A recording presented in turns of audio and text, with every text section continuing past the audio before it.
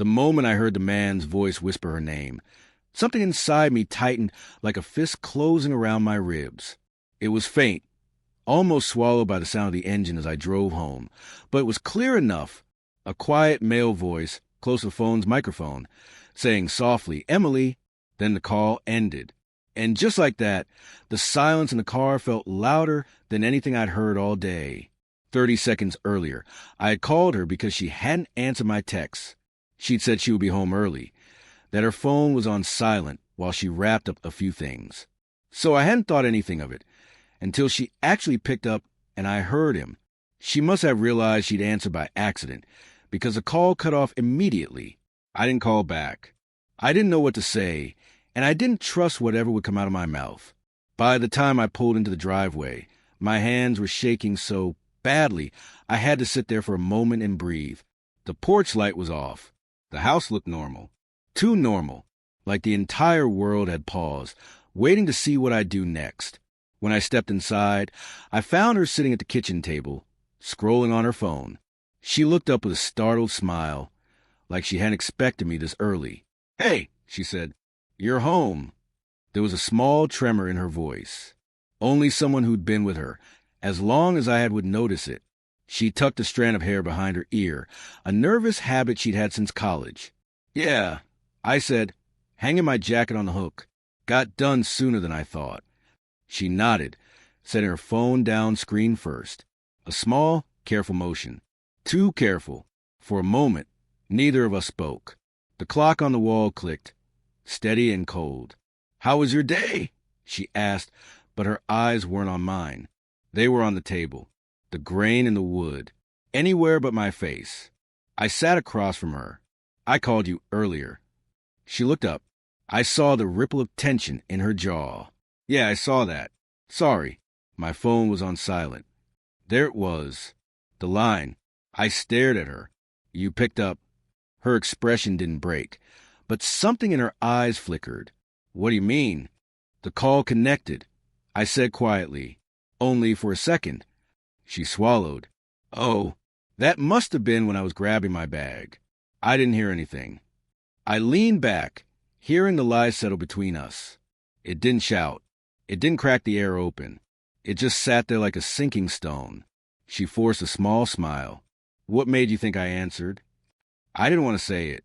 Saying it meant acknowledging that something was slipping between my fingers, something I hadn't even realized needed holding on to.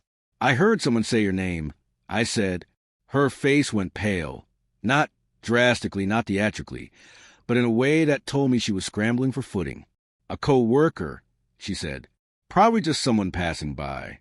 I was with a group. But I had heard that voice close to the microphone. Quiet, intimate. Not the way people call someone's name in a noisy room. More like how someone might say it while standing very close. Still, I nodded. Maybe because I wasn't ready to push. Not yet. Not until I understood what was happening. We didn't talk much the rest of the night. We moved around each other in the house with awkward politeness, like two people practicing a dance they suddenly didn't remember. She went to bed early. I stayed on the couch with the TV on mute, staring at the blue glow on the wall. When I finally joined her, she was already asleep, her back turned to me. I lay down, but the sheets felt colder than usual. Or maybe I just felt distant from them. From her. Sleep didn't come. The next few days were filled with small shifts, almost invisible ones, but I felt them. She took longer getting ready in the mornings. She guarded her phone more carefully, always taking it with her, even when she went to throw out the trash. She smiled less. Or maybe I just saw her differently. One night, she said she had to work late. That was normal. It wasn't her words that bothered me. It was the way she avoided my eyes when she said them. After she left, I sat by the window, watching her car disappear down the street. I told myself I wasn't going to do anything. I wasn't going to be that person who chased shadows. But the memory of that man's voice kept circling back, soft and steady, refusing to fade. An hour later, I found myself driving toward her office. I didn't want to catch her doing anything. I was hoping, honestly hoping, that I would find her exactly where she said she would be, that I would see her through the window, typing at her desk, focused, oblivious to my doubts. That I could tell myself the voice on the phone had been nothing, a misunderstanding, a blip. But when I parked across the street, her car wasn't there. The lot was mostly empty. A handful of vehicles scattered under the streetlights, but not hers. I called her. The call rang twice before she picked up. "Hey," she said, her voice tight in a way she probably thought sounded distracted. "I'm in the middle of something. Can I call you back?"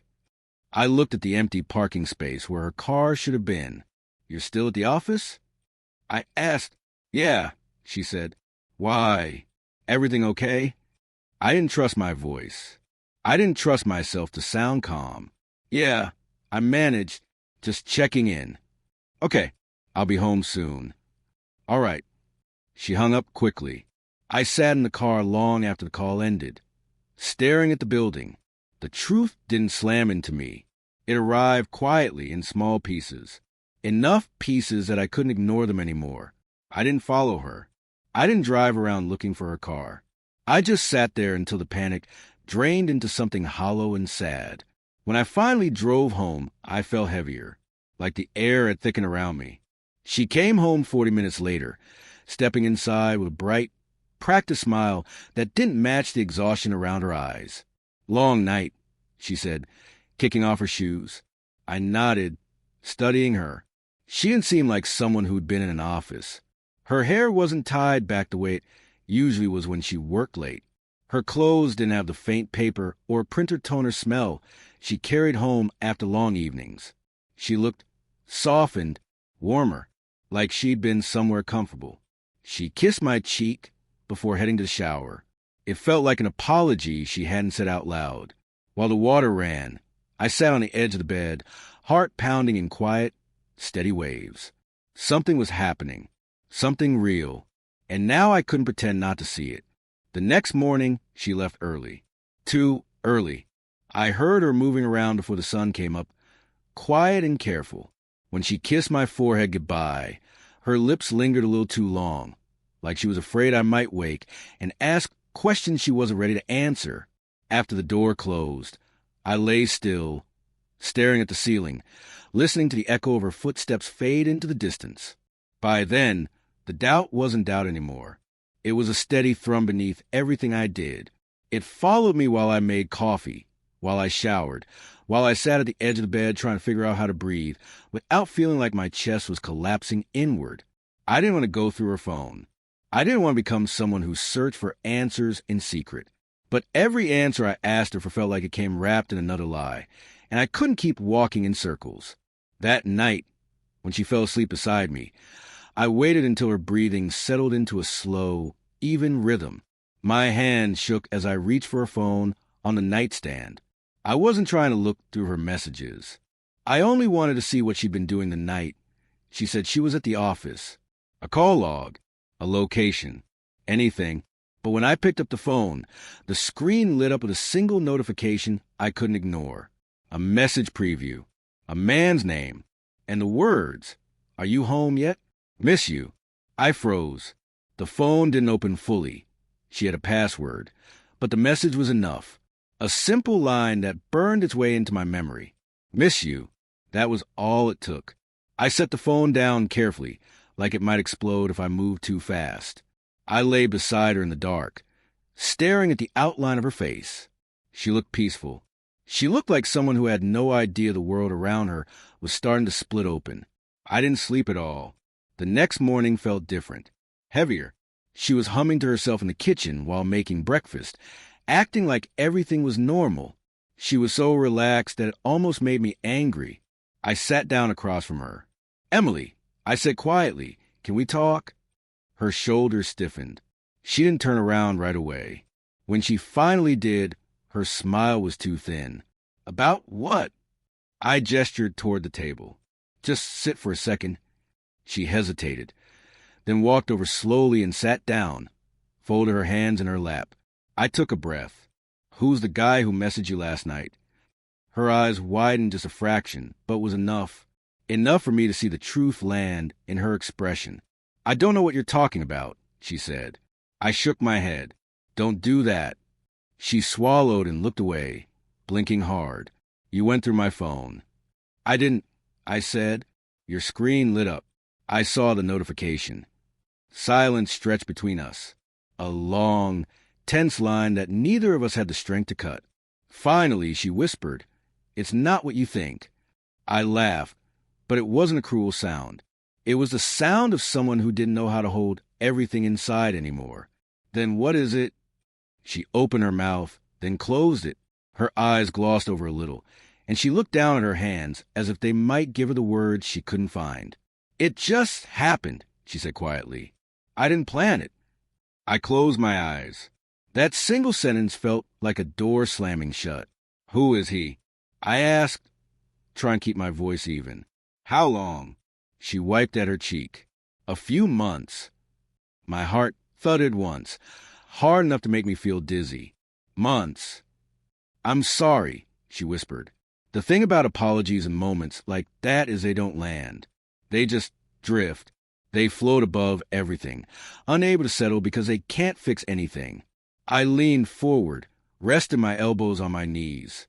"Why?" She hesitated again, and then she told me the truth, piece by piece, voice trembling. She said she felt unseen. She said she felt lonely. She said she'd been unhappy and didn't know how to talk to me about it. Not because she didn't trust me, but because she didn't know what she wanted anymore. Every word felt like a small cut. "I didn't mean for it to go this far," she said.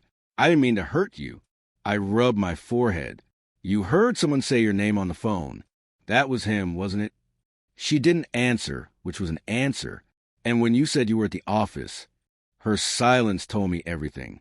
She looked at me then, tears clinging to her lashes. "I don't love him," she said. "I care about him, but I don't love him." I let out a breath that shook as it left my chest. "But you don't know if you still love me." She flinched, even though I hadn't raised my voice. I didn't have the energy to shout. My anger had burned itself into something quieter, something that hurt more. "I do love you," she said. "I just got lost." I stared at her, tried to understand the woman sitting in front of me, the woman who had shared my life for years, the woman who used to laugh with me in the kitchen late at night for no reason at all, the woman who had once cried in my arms when her world felt uncertain. "You should have talked to me," I said softly. "You should have given us a chance before giving someone else one." She lowered her head. "I know." We sat in silence for a while, the kind of silence that feels too heavy to breathe in. Finally, she whispered, "What do you want me to do?" I didn't know. I didn't know what I wanted, what I was capable of forgiving, or whether forgiveness was even the thing I needed. I didn't know if I could look at her without seeing that message, that voice, that lie. So I told her the truth. "I need time." She nodded, tears slipping down her cheeks. "I'll do whatever you need." I stood up slowly, feeling unsteady. "I'm going to stay with my brother for a few days." She reached out, her fingers trembling, but she didn't touch me. She just let her hand hover there for a second before letting it fall back to her lap. "Please don't give up on us," she whispered. I didn't answer. I couldn't. I left the house with a small travel bag and the weight of our life together pressing down on my shoulders. When I stepped outside, the cold air hit me hard, sharp enough to keep me grounded. I didn't look back at the window. I didn't want to see whether she was standing there watching me leave. On the drive to my brother's place, the world blurred around me, not because of the tears. I didn't cry. I just felt empty, like someone had scooped out the parts of me that made everything feel solid. When I parked, I sat there for a long moment, hearing the man's voice again in my mind. Soft, close, the same way I used to say her name when she was mine without question. That hurt more than anything. I finally stepped out of the car, and for the first time since it started, I realized something with sharp clarity. I wasn't losing her. I had already lost her months ago, and I had only just now caught up to the truth.